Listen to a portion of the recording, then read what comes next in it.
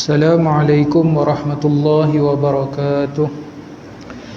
A'udzu billahi minasyaitonir rajim. Bismillahirrahmanirrahim. Bismillah walhamdulillah wa bihi nasta'inu ala umurud dunya waddin. Asyhadu an la ilaha illallah wahdahu la syarika lah wa asyhadu anna sayyidana Muhammadan 'abduhu wa rasuluh. Allahumma salli wa sallim وبارك على سيدنا وحبيبنا محمد وعلى آله وأصحابه أجمعين. سبحانك لا علم لنا إلا ما علمتنا إنك أنت العليم الحكيم. يا الله يا فتاح يا عالم افتح قلوبنا فتوح العارفين. اللهم افتح علينا في قلوبنا فتوح العارفين وارزقنا فهم النبيين وإلهام الملائكة المقربين. ولا حول ولا قوة إلا بالله العلي العظيم. Alhamdulillah, syukur pada Allah Subhanahu wa taala, sama-sama pada pagi ini direzekikan kita untuk hadir solat subuh secara berjemaah dan direzekikan kita untuk duduk di dalam majlis ilmu yang disebut oleh Rasulullah sallallahu alaihi wasallam raudah min riyadil jannah, taman di antara taman-taman syurga Allah Subhanahu wa taala. Hadirin hadirat yang dirahmati Allah Subhanahu wa taala, lama juga kita tak bersua muka disebabkan bencana COVID-19 ini. Mungkin ada daripada kalangan kita yang terlebih dahulu meninggalkan kita, berpindah ke alam kubur ataupun ke alam barzah. Yang mudah-mudahan Allah Subhanahu wa taala mengampunkan dosa mereka, diangkat darjat mereka, kemudian dikelompokkan mereka bersama dengan orang-orang yang Allah Ta'ala kasihi dan diganjari dengan ganjaran yang besar di alam sana insya-Allah. Sedang hadirin hadirat muslimin muslimat yang dirahmati Allah Subhanahu wa taala, sebelum kita pergi kepada pengajian kita pada pagi ini, saya nak kongsikan beberapa informasi yang mana baru-baru ini saya dapat satu SMS. Ada seorang imam dari sebuah masjid forward WhatsApp pada saya, ada jemaah komplain berkenaan dengan tazkirah pada hari Jumaat, yakni tazkirah sebelum solat Jumaat, yang mana jemaah kata tazkirah ini mengganggu nak sembahyang sunat, mengganggu nak baca Quran, mengganggu nak selawat dan sebagainya. Ini mengganggu untuk beramal. Sedikit pencerahan untuk kita bersama.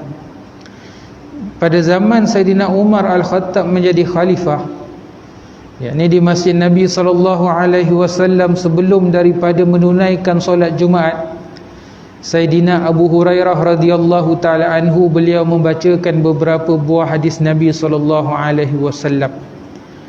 Jadi majlis yang sama pada hari ini ataupun pada zaman ini, ya, ini sebelum daripada solat Jumaat, kita akan menyampaikan beberapa peringatan ataupun beberapa mutiara ilmu supaya dapat diambil manfaat dan diamalkan dalam kehidupan. Maka yang pertama, dalilnya ataupun hujahnya, yakni dalil ataupun hujah daripada amalan pada zaman Saidina Umar yang diamalkan oleh Saidina Abu Hurairah radhiyallahu taala anhu. Yang kedua, baginda Rasulullah sallallahu alaihi wasallam satu ketika masuk ke dalam masjid.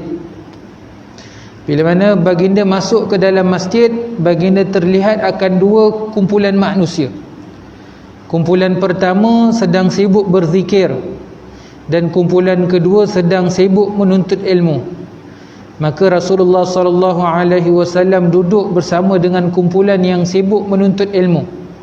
Apa kata Rasulullah sallallahu alaihi wasallam? Sabdanya, aku suka kepada kumpulan yang berzikir, tetapi aku lebih suka kepada kumpulan yang menuntut ilmu.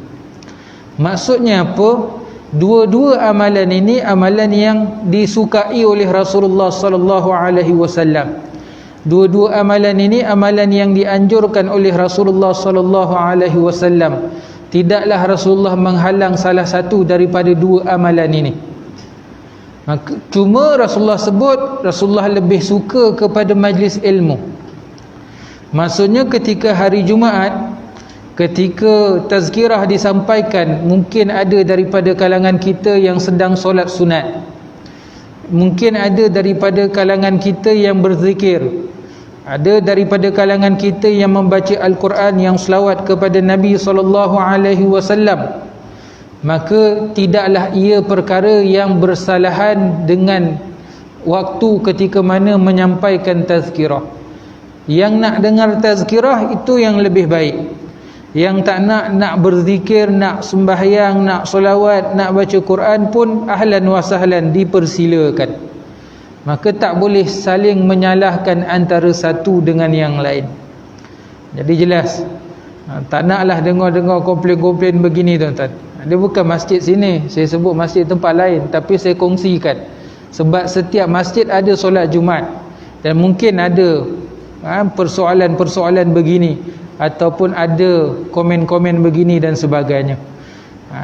Kemudian kenapa Nabi lebih suka kepada majlis ilmu? Dengan majlis ilmu lah kita tahu kelebihan solat-solat sunat. Dengan majlis, dengan ilmu lah kita mengetahui tentang kelebihan zikir, kelebihan solawat, kelebihan membaca Quran dan sebagainya. Semua amal-amal yang kita lakukan hari ini berdasarkan dengan ilmu pengetahuan yang kita pelajari. Maka Nabi lebih suka menuntut ilmu. Kenapa? Kerana daripada menuntut ilmu lah akhirnya menjadikan kita tahu satu-satu amalan, dan menjadikan kita akan melazimi ataupun istiqamah dengan satu-satu amalan. Kemudian yang kedua saya nak kongsikan, ni pengalaman ya, supaya sama-sama, khususnya ahli jawatan kuasa masjid.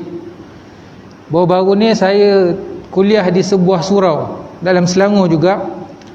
Yang sebelum ini ahli jawatan kuasa surau itu sebahagian besarnya terkena jangkitan COVID-19. Yang puncanya daripada mana? Punca dia daripada mikrofon tuan-tuan.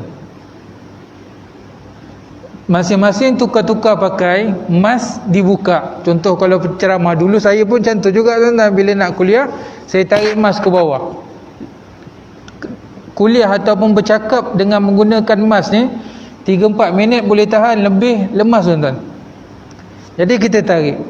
Rupanya apa? Semburan daripada air liur daripada mulut kita kena pada mic ni. Orang lain pula pakai, ditakuti boleh menyebabkan jangkitan. Jadi ahli jawatan kuasa surau tu dia cerita dengan saya, dia kata kami rasa disebabkan mic yang sangkut kat telinga tu kan lebih rapat dengan mulut. Jadi seorang jadi imam, tukar imam lain, akhirnya berjangkit-jangkit di kalangan ahli jawatan kuasa surau tu. Jadi saya kongsikan informasi ni supaya kita berjaga-jagalah. Kan? Mungkin kita dah suntik vaksin dan sebagainya, tapi mungkin tak cukup kuat untuk kita, mungkin boleh menyebabkan kemudaratan yang lebih besar ataupun boleh menyebabkan meninggal dunia. Jalan keluar dia apa tuan-tuan? Saya lihat di surau tu ada spray Dettol. Dia spray lah pada kawasan mic ni dan sebagainya. Kemudian yang ketiga saya nak kongsikan tuan-tuan berkenaan dengan air minuman. Bagus tuan-tuan, saya puji dan saya sanjung tuan-tuan. Tapi buat ketika ni saya rasa tak perlu kot. Kan? Kalaupun bagi botol lah, mungkin kurang adabnya buka minum gitu. Kerana cawan berkongsi-kongsi ni kan, bukan kata masjid tak bersih, kan bersih, tapi kita takut. Jadi kena ambil langkah berjaga-jaga. SOP yang ditetapkan oleh Jabatan Agama Islam Negeri Selangor, makan boleh tapi siap bungkus. Kan, tak boleh guna pinggan masjid, cawan masjid dan sebagainya, kerana ditakuti mungkin boleh berlaku jangkitan. Jadi kita ambil langkah berjaga-jaga, sama-sama kita mencegah COVID-19 ini supaya nikmat-nikmat dapat datang ke masjid, sembahyang berjemaah, sembahyang Jumaat, majlis ilmu, pernikahan di masjid ke dan sebagainya dapat kita teruskan insya-Allah. Hadirin hadirat muslimin muslimat yang dirahmati Allah, kita masuk kepada pengajian kita pada pagi ini, yang mana kita membicarakan berkenaan dengan fiqh janazah, kan? Iaitu tata cara bagaimana untuk kita menguruskan jenazah, yang mana setiap daripada kita semuanya bakal jenazah, cuma hanya menunggu masa dan waktu untuk nyawa kita dicabut. kita akan berpindah ke alam barzah ataupun ke alam kubur.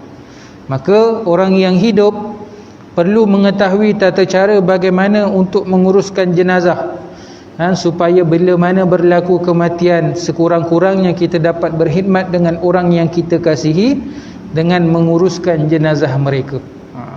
Cuma pada zaman ini bila ada jenazah yang terkena COVID, kita tak boleh uruskan sesuka hati, hanya orang-orang yang dipertanggungjawabkan sahaja.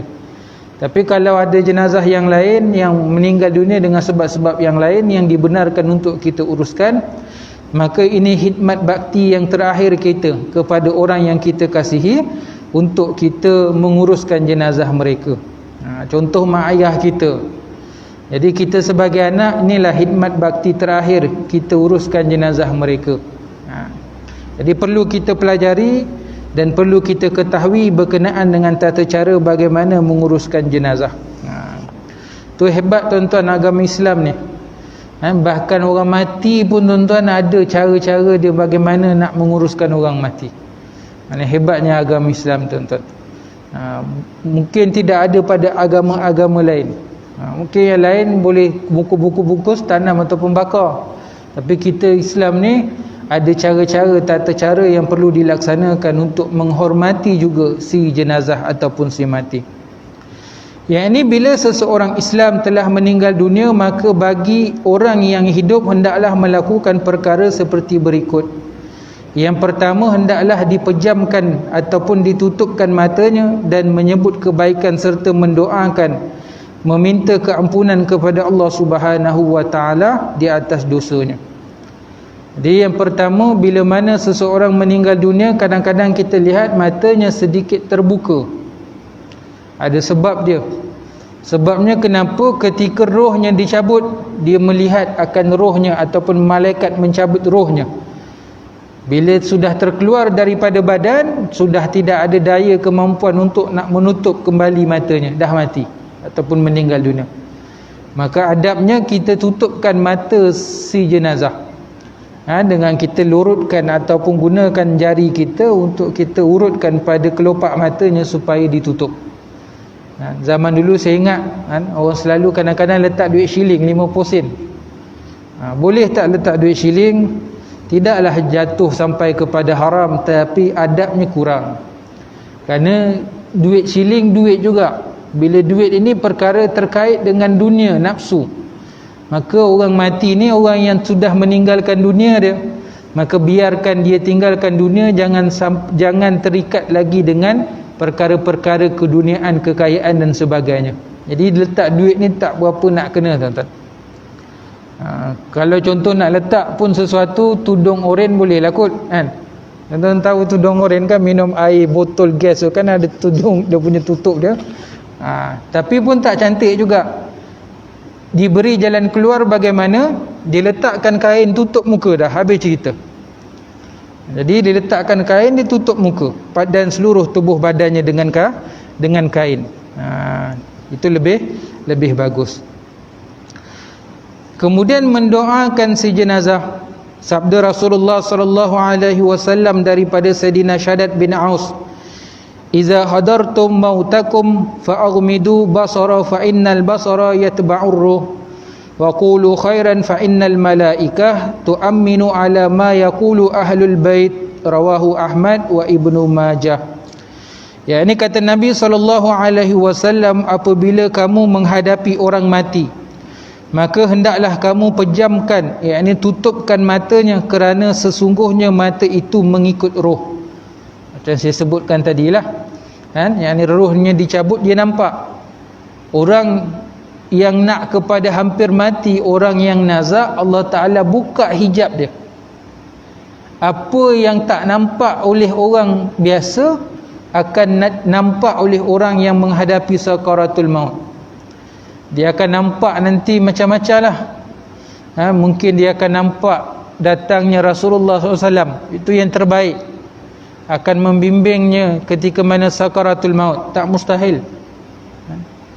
Mungkin datang pula syaitan yang menyerupai pelbagai apa ni, penyerupaan. Boleh sahaja menyerupai ibu dan ayah si mati. kan? Maka ditakuti akan menyesatkan kita di saat akhir kita di dunia ni. Tu hati-hati tuan-tuan. Tu yang kita minta husnul khatimah, kan? Iaitu kebaikan ketika mana di penghujung kehidupan kita. Bukan dah mati tu baik, maksudnya sebelum mati tu saat-saat akhir kehidupan tu dalam keadaan kebaikan. Kerana ditakuti nanti syaitan datang menyerupai orang-orang yang kita kasih.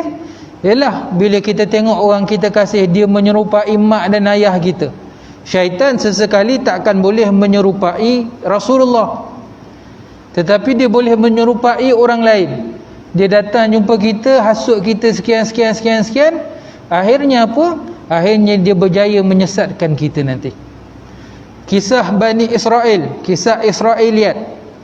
Saya lupa nama orang ni, kan? Tuan-tuan mungkin ingat, nanti tuan-tuan tahulah. Biasa kita dengar kisah Israeliat ini. Kisah Israeliat ataupun hadis Israeliat ini, Nabi SAW sebut, bila dengar kisah Bani Israeliat ini, Nabi kata, tidak pun tidak, ya pun ya, ya pun tidak. Maksudnya apa? Nabi kata dengar je, ambil manfaat kalau ada manfaat, itu je.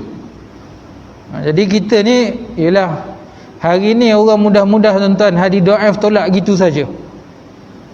Hadis-hadis dhaif berkenaan dengan fadilat amal, kan, berkenaan dengan kelebihan amal. Hadis dhaif berkenaan dengan cerita-cerita orang terdahulu, kita tak jadikan sandaran sebagai hukum, tetapi kita mengambil manfaat pengajaran daripada kisah. Saya ambil contoh mudah gini tuan-tuan. Ulama berselisih pandangan berkenaan dengan tarikh lahir Rasulullah sallallahu alaihi wasallam. Ada yang kata 9, ada kata 11, ada kata 12. Ada kata ni dhaif, ni kuat dan sebagainya. Pada kita itu tak berapa penting untuk kita nak bahas. Yang penting kita ketahui orang tu memang wujud, yakni Rasulullah sallallahu alaihi wasallam tu memang wujud. Bahkan ada daripada kalangan kita, orang-orang tua, datuk-datuk kita, kan, mereka lahir, mereka kata apa yang ada pada IC tu tak sama, mereka akhir lebih awal daripada apa yang dicatat pada IC ataupun kad menalat. Yang penting apa dia? Yang penting orang tu wujud, tuan-tuan. Yang penting kisah tu mungkin berlaku walaupun mungkin jalan penceritaannya sudah berubah. Yang penting kita ambil manfaat sahaja, pengajaran daripada kisahnya. Saya nak sebut kisah daripada Bani Israel ini, kan, yang mana seorang lelaki yang alim, yang warak, yang mana murid-muridnya boleh kata hebat macam guru dia, boleh terbang sana sini tuan-tuan. Bukan jalan atas air je, boleh terbang sana sini. Guru boleh terbang, murid pun terbang sekali. Ini kisah Bani Israel tuan-tuan, hebat. Satu ketika datang seorang lelaki, yakni syaitan yang menyerupai seorang lelaki nak belajar dengan guru ni. Kemudian guru ni dia lihat, kan, anak murid ni yang syaitan ini ibadah siang malam pagi petang tak berhenti-henti. Guru ni kata apa? Aku hebat sebagai guru pun tak mampu ibadah macam kamu. Apa petua ataupun apa sebab kamu boleh buat ibadah begini? Maka anak murid dia kata apa? Dulu aku pernah melakukan dosa dan aku rasa aku berdosa dan aku bertaubat, insaf. Maka aku nak bertaubat dengan banyak akan buat ibadah pada Allah Ta'ala. Okey. Maka guru tu kata apa? Macam mana aku nak jadi macam kau begini? Maka guru kena buat dosa lah. Tengok anak murid pula ngajar guru. Ni syaitan, cara macam mana, cara halus dia, macam mana nak rosakkan manusia. Akhirnya, apa dosa yang aku kena buat? Bunuh orang. Maka guru dia kata, aku tak berani bunuh orang. Okey, tak berani bunuh orang, rogol ataupun berzina. Tak berani. Okey, buat yang paling kecil, minum arak. Okeylah, minum arak boleh. Akhirnya daripada minum arak, dia mabuk, dia rogol perempuan, kena tangkap dan dihukum bunuh. Saat dia nak dibunuh, dengan sebab perbuatannya membunuh itu, syaitan ini muncul di hadapan dia. Maka si guru ni minta tolong kepada anak muridnya supaya dilepaskan dia. kan? Kemudian anak murid dia cakap satu je supaya menundukkan kepala di hadapan anak murid dia. Yang ni setuju dengan anak murid dia ataupun menyembah kepada anak muridnya. Akhirnya guru ni mati dalam keadaan mensyirikkan Allah Ta'ala, mati dalam keadaan kufur. Tengok, asalnya dicontohkan dengan ibadah, perbuatan yang cantik, yang indah, tetapi akhirnya dia membawa kepada kesesatan. Jadi betapa halusnya kan muslihat ataupun permainan syaitan dalam merosakkan umat manusia. Jadi perlu ada benteng diri kita. Sembahyang fardu 5 waktu jangan tinggal, kan? Kalau boleh buat berjemaah, bersedekah, kan? Silaturrahim, bagi orang makan, bangun malam sembahyang malam, baca surah Al-Mulk contoh, kan? Supaya dapat benteng diri kita saat kita bertemu dengan kematian. Apa bentuk godaan syaitan dapat kita, kan, kita halang ataupun dapat kita elakkan. Kita nak nanti kita meninggal dunia, mulut kita paling kurang pun sebut Allah, Allah, Allah. Saya ada satu kisah, ada seorang hamba Allah dia cerita. Ada orang ni meninggal dunia tuan-tuan, hebat tak hebat, takbir sampai meninggal. Bila anak dia ajar dia la ilaha illallah, Allahu Akbar, dia sebut gitu. Allahu Akbar 3 kali pun meninggal dunia tuan-tuan. Bukan sekadar mengiyakan Allah Ta'ala itu Tuhan yang tidak disembah, mengiyakan Allah Ta'ala itu Tuhan yang disembah, tidak ada Tuhan yang lain yang disembah melainkan Allah. Dalam masa sama dia mengagung membesarkan Allah Subhanahu wa Ta'ala. Jadi bila meninggal dunia, Nabi SAW sebut mata tu terbuka disebabkan ketika mana orang yang mati itu dia melihat rohnya dicabut. Kemudian Nabi SAW sebut apa? Dan hendaklah kamu mengucapkan kata-kata yang baik, mendoakannya, maka sesungguhnya malaikat akan mengaminkan apa yang diucapkan oleh ahli keluarga jenazah. Jadi mendoakan jenazah, khususnya ahli keluarga. Nabi sebut sini min ahli baiti, ya, daripada ahli keluarga itu sendiri. Itu sebab ubah dalam masyarakat kita tuan-tuan, tak salah, tapi kesianlah tuan imam tuan-tuan, kan, kencing manis, darah tinggi, kolesterol tinggi. Sebab apa tuan-tuan?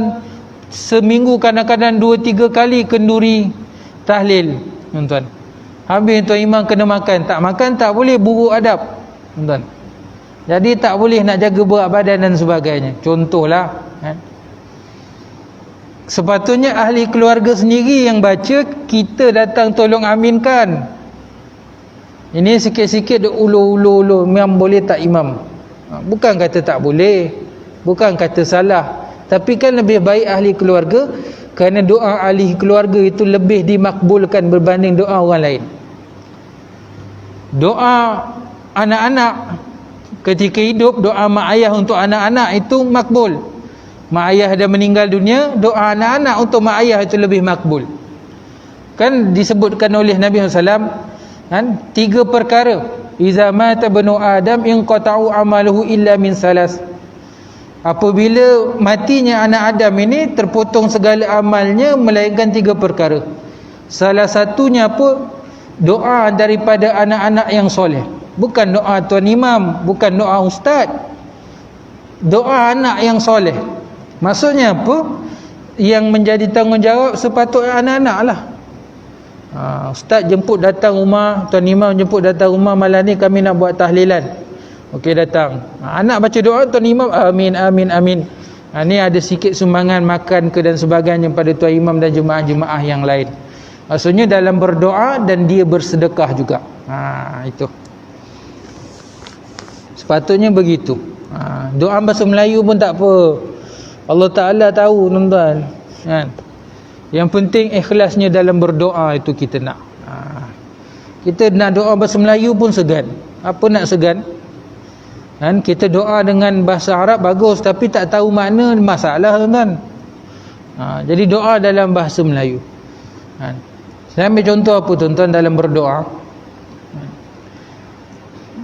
Para alim ulama sebut tuan-tuan, dalam kitab-kitab fiqh disebut, bila kita berdoa, kan, nak guna apa tuan-tuan? Sama ada nak guna istilah nahnu, kami, ataupun ana, saya. Nak guna domer nahnu ataupun domer ana. Mana yang lebih utama? Yang lebih utama, kalaupun kita berdoa secara bersendirian, gunalah domer ataupun kata ganti nama nahnu, kami.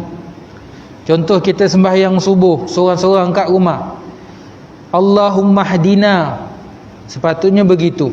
Itu lebih utama. Kenapa?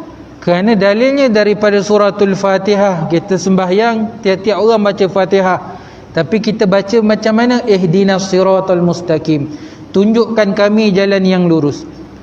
Kata Imam Ibn Kathir mensyarahkan atau menafsirkan ayat ini, Imam Ibn Kathir ajarkan pada kita dalam tafsir beliau, bila baca ayat ini diniatkan supaya seluruh orang Islam, bila sebut kami ni, seluruh orang Islam dikekalkan hidayahnya dan orang-orang kafir diberikan hidayah oleh Allah Ta'ala.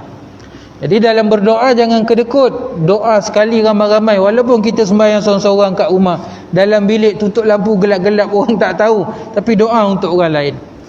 Nabi SAW sebut doa daripada seorang Muslim kepada Muslim yang lain dikira sebagai satu sedekah. Senang-senang buat sedekah dengan berdoa, tuan-tuan. Cuma adabnya, tuan-tuan, janganlah doa benda yang boleh. Contohlah kita doa minta supaya nak kahwin lebih daripada satu. Guna pula domer nahnu, kami. Ya Allah, kurniakan kami isteri lebih daripada satu. Yang belakang semua tak faham. Amin, amin, amin, tuan-tuan. Duk pakat yang dalam masjid sembahyang berjemaah semua dapat kelebihan gitu.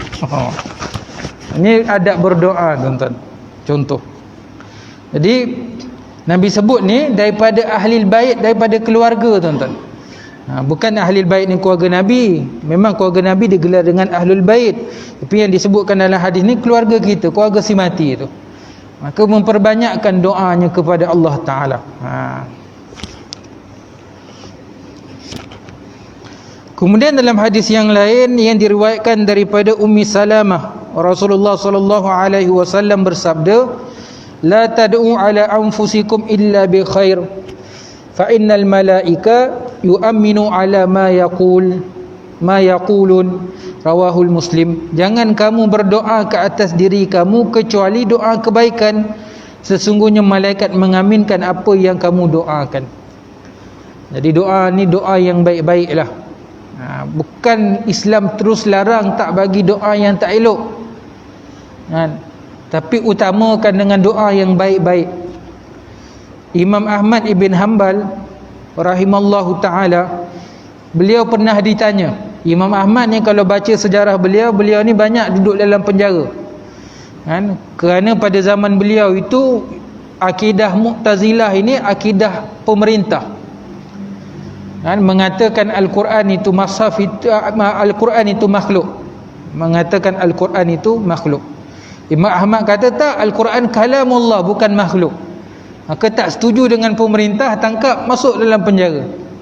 Ini Imam Ahmad.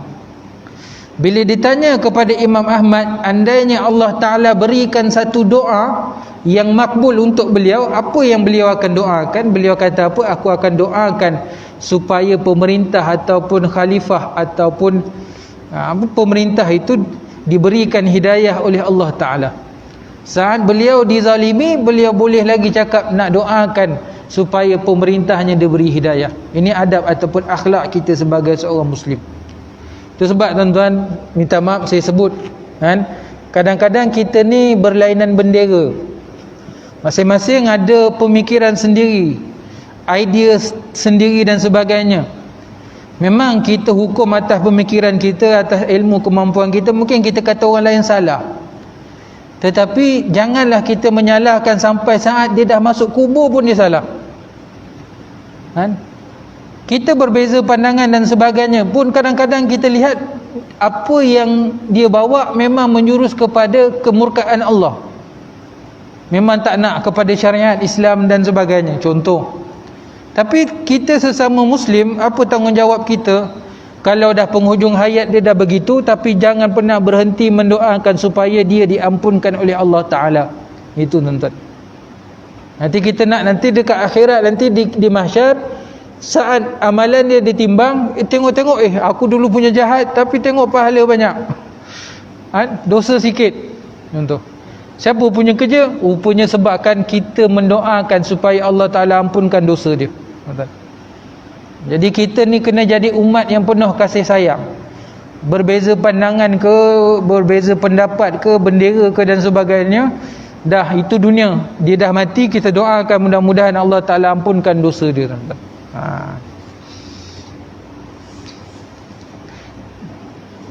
Sebab orang-orang macam ni tuan-tuan jadi ujian untuk kita. Takut-takut kita ni dah betul duduk di jalan kebaikan, tapi jadi sombong pula. Pun tak jadi juga tuan-tuan.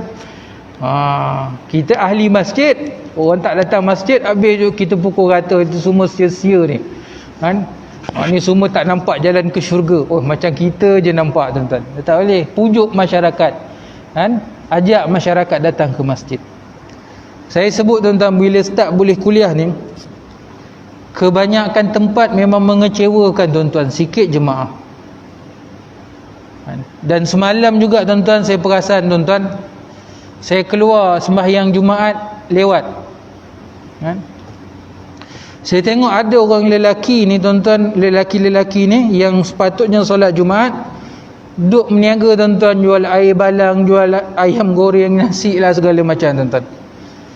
Memanglah 350 orang. Saya tak tahu sistem di sinilah. Saya nak ni perkongsian, bukan semestinya saya betul. Kalau kita mengambil faham daripada firman Allah Ta'ala, wasari'u ila maghfirah, bersegeralah kepada keampunan daripada Allah Ta'ala, min rabbikum. Maksudnya apa tuan-tuan? Kalau boleh sistem tu, buatlah sistem siapa datang dulu dia dapat masuk. Kerana orang yang datang awal ini orang yang ada kesungguhan tuan-tuan. Itu pertama.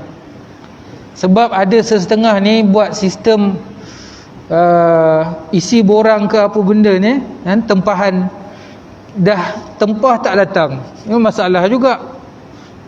Masalah. Jadi biar yang datang awal, kerana orang yang datang awal ni orang yang bersungguh-sungguh, maka kita raikan kesungguhan dia. Tapi kena cukup syarat lah, 2 dos ke dan segala macam SOP. Walaupun 350 orang dibenarkan, masing-masing kena ada tanggungjawab untuk cuba datang solat Jumaat. Dah ikhtiar, sama ada dah daftar ataupun dah datang awal, tak dapat, itu lain cerita. Tapi kalau langsung tak ikhtiar, dia termasuk dalam golongan orang yang meninggalkan solat Jumaat. Itu kena ingat. Dah usaha, tak usaha, maka dia masuk dalam golongan orang-orang yang meninggalkan solat Jumaat. Dah usaha tak dapat, maka dia dimaafkan pada syarak tuan-tuan. Bukan sengaja-sengaja tak nak datang, bukan sengaja-sengaja tak solat Jumaat, dah datang tapi tak boleh, maka dimaafkan. Daripada yang tak datang, tak usaha, maka dia termasuk dalam kalangan orang yang meninggalkan solat Jumaat. Bukan itu saja, solat fardu 5 waktu pun ramai tak ada. Sebab apa? Dah lama sangat terbiasa, akhirnya nak datang balik payah. Maka inilah masanya kempen lah tuan-tuan, pujuk masyarakat. Kita yang ada kat masjid ni, kita dengar, tuan-tuan dengar apa saya sebut, sampaikanlah kat luar, pujuklah datang. Kita pun tak tahu, esok lusa pun kita pula mati. Jadi pujuk masyarakat ni supaya datang ke masjid untuk sembahyang berjemaah. Doakan yang baik-baik, doakan hidayah, doakan perpaduan, doakan keselamatan, keamanan, kesihatan kepada mereka semua, insya-Allah. Jadi nak kait pula dengan si mati ni, doakan si mati ni dengan doa-doa yang baik. Nabi SAW sebutkan, bila ada 3 orang yang mengatakan baik pada si mati, maka baiklah si mati tu.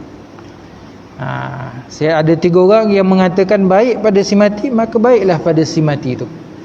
Jadi lazim kita ni bila meninggal dunia kan, setelah solat jenazah, tuan imam pusing ke belakang, dia kata apa kita katakan pada si jenazah ini? Apa kita saksikan pada si jenazah ni? Baik, baik, baik. Salah ke? Tak salah, betul lah, kerana sesuai dengan hadis Nabi SAW. Cuma orang kata tak kenal, macam mana nak saksi dia ni baik? Memanglah kita tak kenal, tapi kita tahu dia ni seorang Muslim sebab dia dah meninggal dunia dan disembahyangkan. Dia ni seorang Muslim, maka kita saksi mudah-mudahan Islamnya, iman pada dirinya, ada kebaikan pada dia, kita kata baik. Itu. Kalau nak cantik lagi bahasa, apa kita saksikan dan kita doakan pada mayat ini? Baik, contoh. Saksi bagi orang yang kenal, doa bagi orang yang tak kenal. Contohlah, kita doakan kebaikan pada si jenazah. Tuan-tuan jangan ikut fahaman Wahabi. Wahabi tu semua tak boleh, tuan-tuan. Bid'ah Nabi tak buat. Memanglah Nabi tak kumpul sahabat kata gitu lepas main jenazah. Tapi secara umum Nabi kata apa? Bila ada 3 orang menyaksikan ataupun bersaksi orang ni baik, maka dia baik. Jadi kita pun doakanlah begitu, tuan-tuan. Kemudian yang kedua, hendaklah ditutup seluruh badannya dengan kain sebagai penghormatan terhadapnya supaya tidak terbuka auratnya. Diriwayatkan daripada Sayyidatina Aisyah radhiyallahu taala anha an Aisyah ummul mukminin qalat yusajjiya Rasulullah sallallahu alaihi wasallam hina mata bi thawbil hibrah, rawahu Muslim. Artinya daripada Aisyah ummul mukminin radhiyallahu taala anha, katanya jenazah Rasulullah sallallahu alaihi wasallam ketika baginda wafat ditutup dengan helai kain tenunan daripada negeri Yaman, kain hibrah. Yani Rasulullah SAW meninggal, kemudian diambil kain ditutup di atas jasad baginda Rasulullah SAW. Itu jugalah yang kita lakukan zaman ni lah. Zaman ni sama je, kita tutup. Cuma adab tutup tu sebenarnya, kain tu kita tutup atas badan jenazah, diselit-selitkan di bawah badan jenazah supaya tidak terangkat. Jadi dia akan nampak jenazah tu dalam bentuk tubuh badan lah. Kalau kita lihat di negara Arab, contoh di Masjidil Haram, bila nak pikul jenazah tu kan, dia dah kapan dah, dia tutup lagi dengan kain tapi dia selitkan kan, supaya nanti tidak terangkat dan sebagainya. Itu teknikal. Tuan-tuan tak buat gitu pun tak apa, tuan-tuan janji tutup. Tutup kenapa? Supaya dapat menjaga aurat dan aib yang ada pada jenazah. Mungkin mata terbeliak dah tak boleh nak tutup, keluar buih ke dan sebagainya kat mulut. Jadi ditutup. Bila orang datang, orang tengok, orang tak nampak lah, orang nampak sekujur tubuh sahaja. Jadi keaiban pada mayat ataupun aurat jenazah itu dapat ditutup. Ini itu sebab orang yang suka dedah-dedah aurat ni Allah Ta'ala sayang dalam Islam ni. Walaupun ketika hidup dia dedah, dah mati orang tolong tutupkan, nak jaga keaiban dia, tuan-tuan. Walaupun dah mati, betapanya Islam ni, tuan-tuan, sangat menitik beratkan berkenaan dengan keaiban seseorang. Bila sebut aib ni, saya nak kongsi satu hal lah, tuan-tuan. Kita ni zaman moden, zaman media sosial. Tuan-tuan mungkin dengar baru-baru ni ada isu berkenaan seorang ustaz selebriti. Ustaz ni suka bagi sumbangan merata tempat. Dikatakan ada salah laku seksual dan sebagainya. Macam ni, tuan-tuan, pendirian kita macam ni. Biarlah mahkamah menguruskan, biarlah pihak berkuasa yang uruskan. Kita nak cakap pasal orang ni, kalau tak betul jadi fitnah, dosa, tuan-tuan. Kalau betul takut masuk dalam perkara mengumpat pun berdosa. Siapa kita nak menghukum dia? Yang tak betul dan yang tak bagus, ada orang lain, tuan-tuan, sebarkan. Contoh kata video dia, saya pun tak tengok lah, ada WhatsApp ke Telegram tak tahulah, ada mesej-mesej dan sebagainya sebarkan. Kemudian ada pula TV bodoh, tuan-tuan, saya sebut kasar sikit ni, channel TV bodoh buat rancangan, panggil orang-orang bodoh bangsat ni, tuan-tuan, duk cerita pasal ni. Saya tak kenal ustaz yang terbabit ni, tuan-tuan.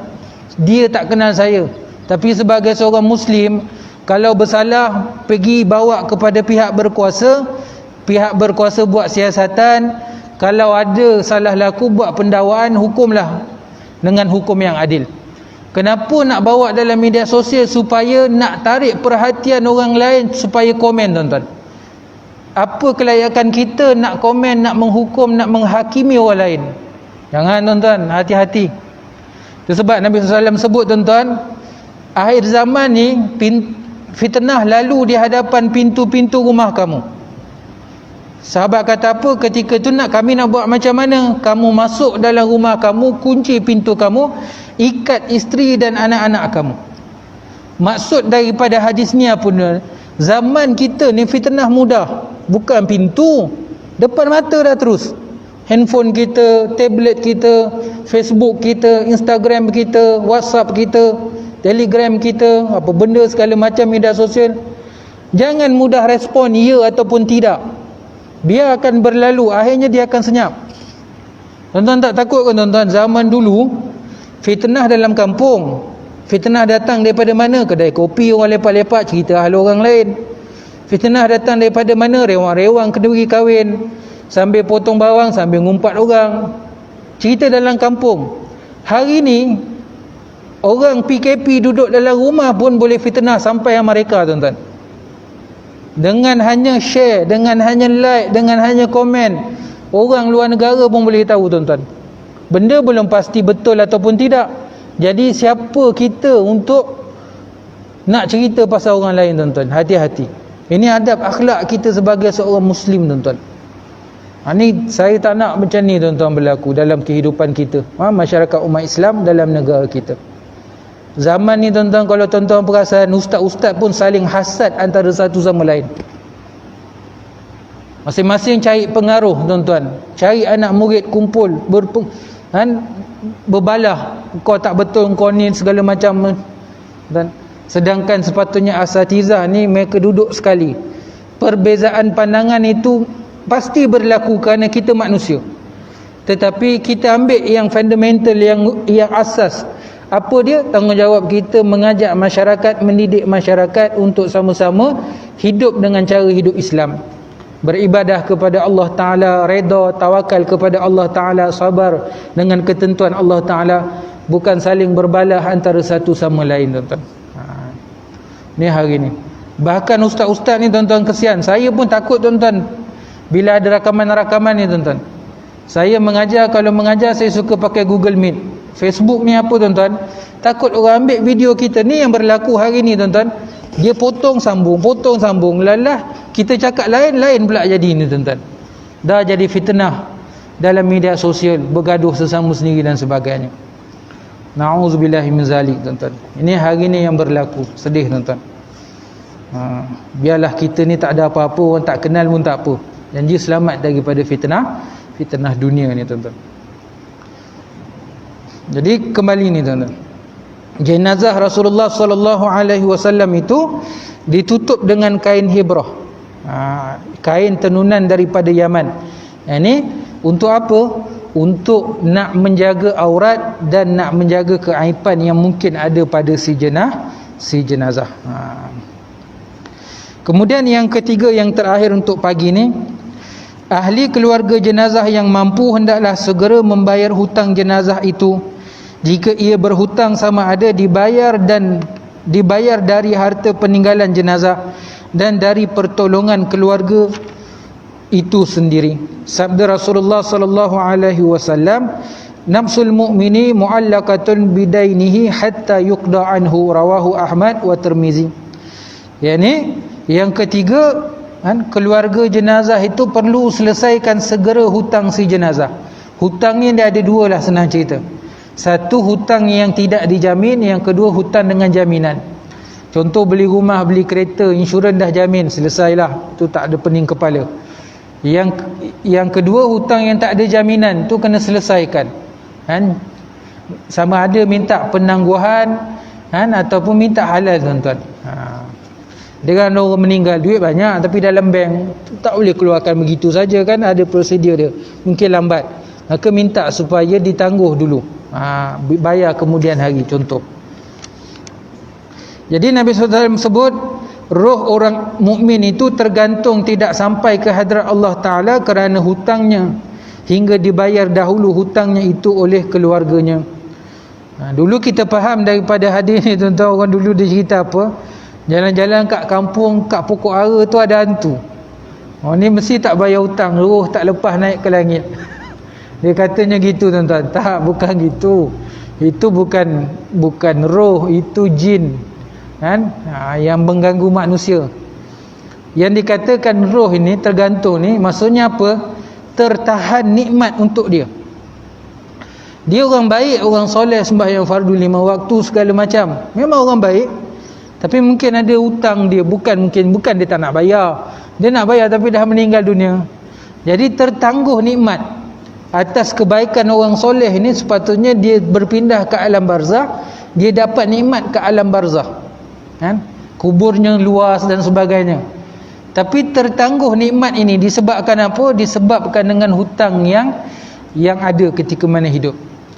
Bukan sekadar orang biasa, bahkan orang yang mati syahid pun tertangguh nikmat atas mati syahid itu disebabkan hutang yang ditinggalkan. Patutnya mati syahid ini terus masuk dapat syurga, tapi tertangguh kerana apa? Kerana hutang yang ditinggalkan. Jadi ahli keluarga yang masih hidup, maka cari jalan selesaikan hutang yang ditinggalkan. Sekiranya kaum keluarga jenazah itu tidak mampu membayar hutang jenazah tadi, maka terserahlah kepada Allah Ta'ala yang maha pemurah dan maha pengampun, mengikut tujuan dan maksud semasa orang itu berhutang.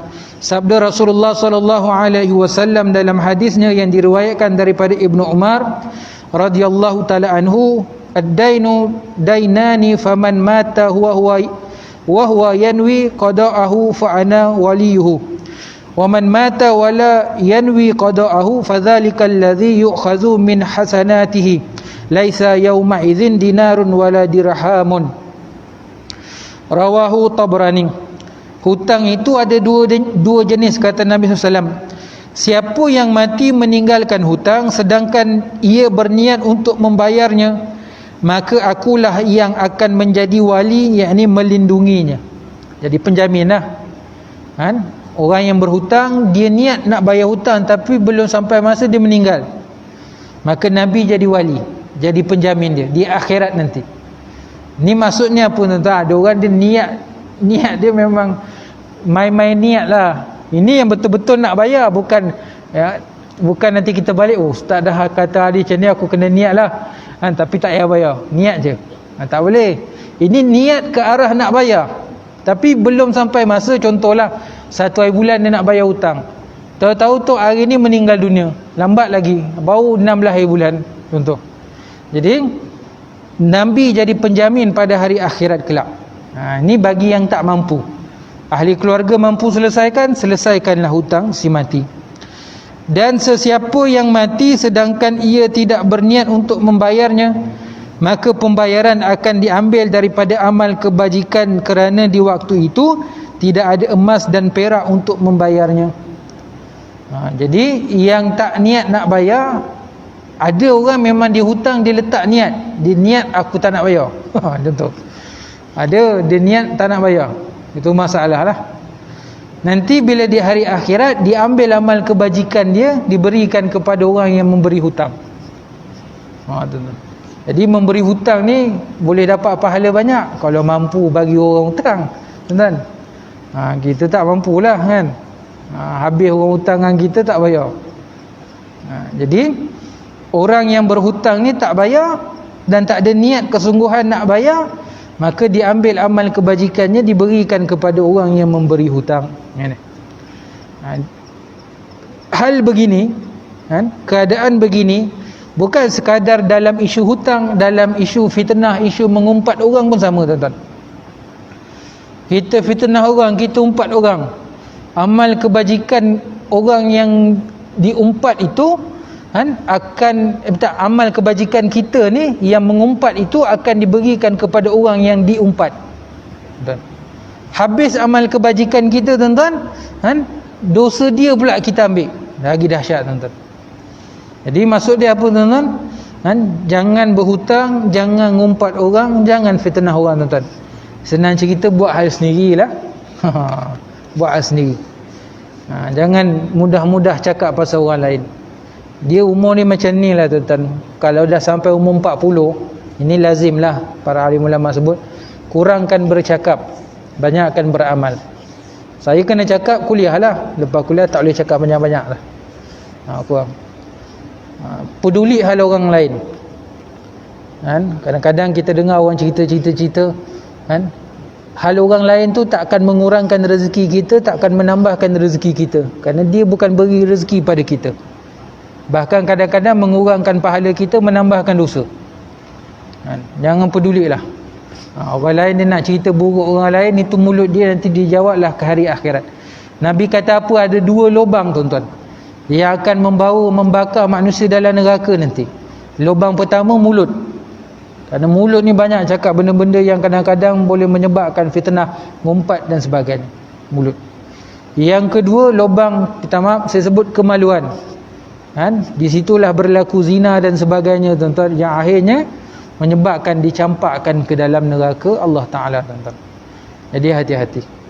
Jadi cukup sekadar tu untuk pagi ni, mudah-mudahan sedikit perkongsian ini dapat kita amalkan, jadi pencerahan untuk kita bersama. Mudah-mudahan amal-amal soleh kita diterima oleh Allah Ta'ala. Mudah-mudahan nanti di saat kematian kita Allah Ta'ala permudahkan, di alam barzah nanti Allah Ta'ala berikan, kurniakan segala macam nikmat sampai nanti membawa kita masuk ke dalam syurga Allah Subhanahu wa Ta'ala, insya-Allah. Wallahu ta'ala a'lam. Rabbana taqabbal minna du'ana bisiril Fatihah. A'udzu billahi minasyaitonir rajim. Bismillahirrahmanirrahim. Alhamdulillahi rabbil alamin, arrahmanir rahim, maliki yaumiddin, iyyaka na'budu wa iyyaka nasta'in. Ihdinas siratal mustaqim, siratal ladzina an'amta 'alaihim ghairil maghdubi 'alaihim waladdallin. Amin. A'udzu billahi minasyaitonir rajim. Bismillahirrahmanirrahim. Alhamdulillahi rabbil alamin, wassalatu wassalamu ala sayyidil mursalin sayyidina wa maulana Muhammad wa ala alihi wa sahbihi ajma'in. Allahumma nawwir qulubana binuri hidayatik kama nawatal arda binuri syamsika wal qamarika abadan abada birahmatika ya arhamar rahimin. Ya Allah, ya Tuhan kami, ampunkanlah dosa kami, ampunkanlah dosa kedua ibu bapa kami, ampunkanlah dosa pasangan kami, ampunkanlah dosa anak-anak kami, ampunkanlah dosa seluruh ahli keluarga kami yang dekat maupun yang jauh, ampunkanlah dosa jiran-jiran dan sahabat-sahabat kami, ampunkanlah dosa guru-guru kami, ampunkanlah dosa seluruh umat Islam, ampunkanlah juga dosa orang-orang yang khianat kepada kami. Ya Allah, ya Tuhan kami, jadikan akhlak kami seindah akhlak Nabi SAW, supaya mana boleh dicontohi. Ya Allah, ya Tuhan kami, jadikan kami orang yang kuat dan taat beribadah kepadamu, ya Allah. Ya Allah, ya Tuhan kami, satukan hati-hati kami dengan iman dan takwa kepadamu, ya Allah. Jauhkan kami daripada perpecahan, jauhkan kami daripada umpat-mengumpat, jauhkan kami daripada fitnah-memfitnah, jauhkan kami daripada adu domba.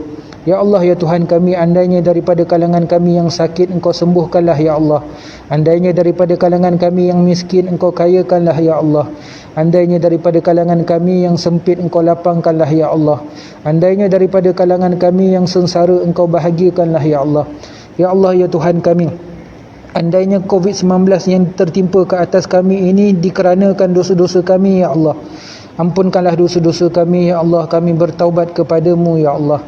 Ya Allah, ya Tuhan kami, dengan keberkatan majlis ilmu ini, ya Allah, dengan keberkatan Nabi-Mu, ya Allah, dengan keberkatan asma-Mu, ya Allah, kabulkanlah segala doa hajat dan permintaan kami, ya Allah, yang telah kami dan hajati, yang telah kami doakan dan kami hajatikan, ya Allah, yang sedang kami doakan dan kami hajati, ya Allah, dan yang akan kami doakan dan kami hajati, ya Allah.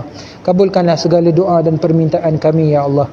Rabbana atina fid dunya hasanah wa fil akhirati hasanah wa qina azabannar. Wa sallallahu ala sayyidina Muhammad wa ala alihi wa sahbihi wa baraka wa sallam. Walhamdulillahi rabbil alamin. Hadirin muslimin muslimat yang dirahmati Allah Ta'ala, saya ada satu pengumuman. Saya pada setiap hari Isnin dan hari Rabu, saya adakan kuliah duha secara online menggunakan Google Meet, yang mana pada hari Isnin saya guna kitab Anak Kunci Syurga Syekh Abdul Qadir Mutarib Al-Indonesi Al-Mandili.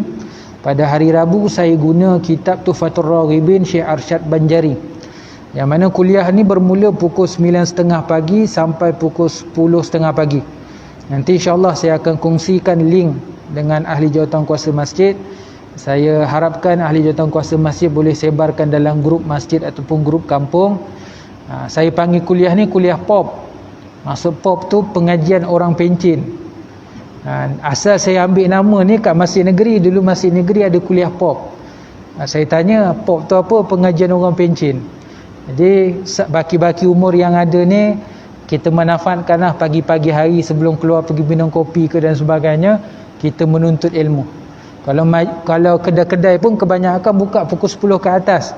Jadi saya tak ambil masa tuan-tuan, saya buat pukul 9.30 sampai 10.30. Kemudian tu nak bertebaran di bumi Allah Ta'ala ni, pergilah mana saja. Kemudian dalam saya buat kuliah ni ada kos-kos tertentu lah. Antaranya saya beli peralatan-peralatan. Baru-baru ni saya beli projektor kecil. Selain untuk kuliah saya akan bawa, selain kuliah online saya akan bawa lah untuk kuliah-kuliah di masjid dan surau. Harga dia lebih kurang RM700 dengan stand sekali lah. Sebab untuk pengajian, saya kongsi tuan-tuan, saya ada mengajar di masjid-masjid lain faraid. Cuma di sini saya belum lagi lah. Saya masuk bab jenazah dulu. Kerana daripada jenazah dah meninggal, dah ke bumi, dia akan cerita pewarisan harta. InsyaAllah habis ni nanti kita akan masuk bab faraid. Jadi ada setengah masjid saya nak guna projektor, ahli jawatankuasa sendiri pun tak tahu nak uruskan. Ayalah, itu kan lebih kepada teknikal kan, orang-orang yang mahir teknikal dia tahulah. Saya nak guna whiteboard, kadang-kadang tak ada. Ataupun ada whiteboard, marker pen tak ada. Ada yang baru-baru ni whiteboard ada, marker pen ada, tapi marker pen yang permanent, yang ni yang kekal. Saya dah tulis-tulis tak boleh padam. Bila tanya JK, saya pun tak tahu, ustaz, rupanya ada yang boleh padam, yang tak boleh padam. Masalah. Jadi saya beli satu projektor, nanti pancarkan di dinding ke dan sebagainya. Saya ada tablet, saya akan tulislah dekat handphone tu. Nanti dia akan sambung, dia akan nampak terus pada ni untuk memudahkan. Kita zaman moden ni kita gunakan pembelajaran secara moden lah, supaya masyarakat mudah untuk mempelajari insya-Allah. Kemudian peralatan-peralatan lain lah, webcam dan sebagainya, dijangka lebih kurang RM3,000 lah kos dia. Kalau ada sesiapa nak menyumbang, saya alu-alukan insya-Allah. Tapi pengajian saya percuma, saya tak letakkan apa-apa yuran, cuma limited lah 100 orang. Sebab dalam Google Meet tu tak silap saya 100 orang je. Jadi siapa dulu dia dapatlah. Jadi setiap hari Isnin dan hari Rabu bermula pukul 9.30 pagi sampai 10.30 pagi. Nanti saya akan kongsikan link dengan pihak ahli jawatankuasa masjid, dan nanti ahli jawatankuasa masjid insya-Allah akan kongsikan dengan tuan-tuan insya-Allah. Wallahu taala a'lam. Assalamualaikum warahmatullahi wabarakatuh.